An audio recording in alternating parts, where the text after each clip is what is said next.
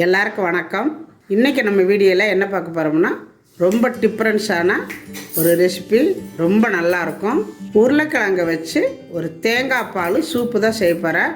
இது இட்லி, தோசை, சாப்பாடு எல்லாத்துக்குமே காம்பினேஷனாக நல்லாயிருக்கும். எல்லாத்துக்கும் ஊற்றி சாப்பிடலாம். இப்போ தேங்காய் பால் சூப்பு எப்படி செய்கிறதுன்னு வாங்க பார்க்கலாம்.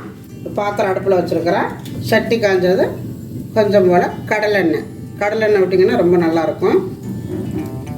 இப்போ எண்ணெய் காஞ்சது, ஒரு பிரிஞ்சி இலை, 2 துண்டு பட்டை, நட்சத்திர பூவு, 4 கிராம்பு, கல்பாசி, கொஞ்சம் போல் சோம்பு, ஒரு 5 பச்சை மிளகாய், வெங்காயம் பொடியால் இருக்கிறது, பெரிய வெங்காயம்,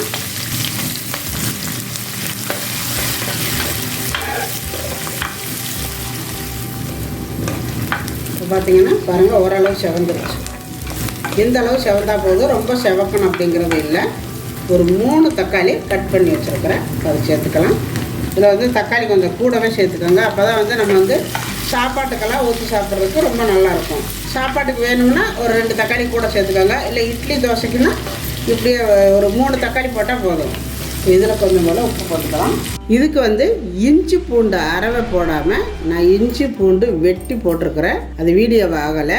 நீங்கள் செய்யும் பொழுது கொஞ்சம் போல் இஞ்சியும் பூண்டு வெட்டி போட்டுக்கோங்க பொடியாக. தக்காளி வதக்கையிலேயே ஒரே ஒரு வாழைக்காயை வெட்டி ஒரே மாதிரி சைஸாக பாருங்க வெட்டி வச்சுருக்கிறேன். ஒரு வாழைக்காய் அதையும் போட்டு இதில் வதக்கிக்கலாம். இந்த வாழைக்காயை நம்ம வேக வைக்கலை, அதனால் இதிலே போட்டு வதக்கிக்கலாம்.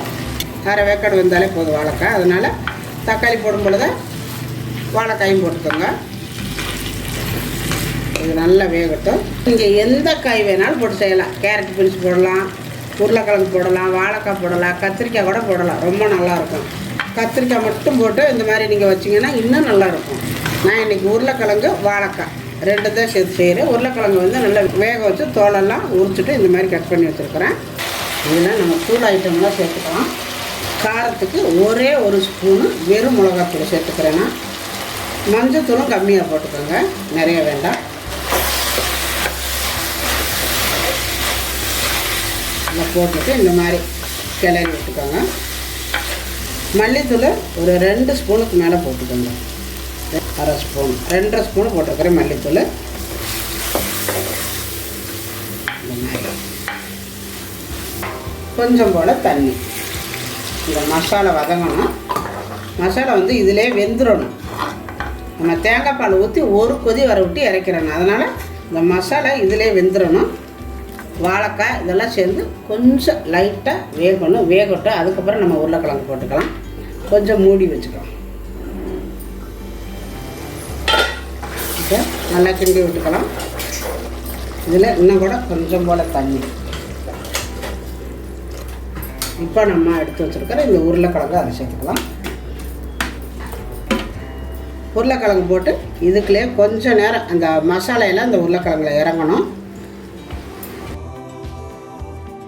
நல்லா கிளறி விட்டுட்டு மறுபடியும் லைட்டாக மூடி வச்சுருவோம். இருக்கட்டும்.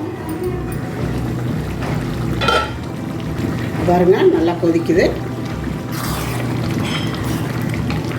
கிளறி விட்டுட்டு ஒரு தேங்காய் எடுத்து நல்லா அரைச்சி ஒரு 4 தடவை அரைச்சி பால் எடுத்து வச்சுருக்குறேன். இது ரொம்ப டேஸ்ட்டாக இருக்கும். அதே சமயத்தில் இது ரொம்ப நேரம் கொதிக்க விடக்கூடாது. அதுக்கு தான் அந்த மசாலா எல்லாம் போட்டு நல்லா கொதிக்க விட்டாச்சு. இது நல்லா கொதிச்சதுக்கப்புறம் இந்த தேங்காய் பாலை ஊற்றணும். தேங்காய் பாலை ஊற்றி ஒரு கொதி வந்தோடனே இறக்கிடணும். இப்போ நம்ம தேங்காய் பாலை சேர்த்துக்கலாம்.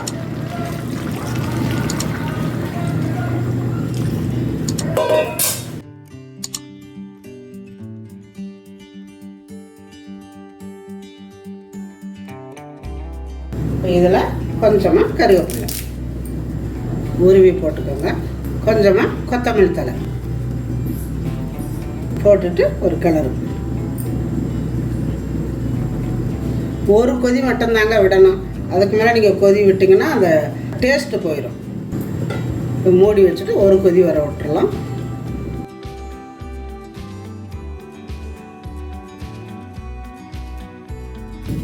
நல்லா இந்த மாதிரி ஒரு கொதி மழைன்னு வந்தால் போதும்.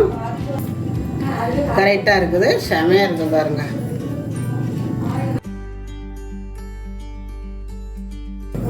இதுக்கு மேலே இது கொதி விடக்கூடாது. லைட்டாக இப்படி குறைச்சி வச்சுருவோம். குறைச்சி வச்சதுக்கப்புறம் ஒரு 2 செகண்டு கழித்து ஆஃப் பண்ணிக்கலாம். அவ்வளோதான், ஒரு 2 செகண்டு தான் கழித்து நான் ஆஃப் பண்ணிடுறேன். ஆஃப் பண்ணிவிட்டு அதுக்கப்புறம் நான் உங்கள்கிட்ட காட்டுறேன்.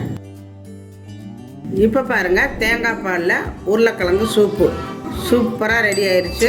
ரொம்ப அருமையாக வாசமாக டேஸ்ட்டாக இருக்குது.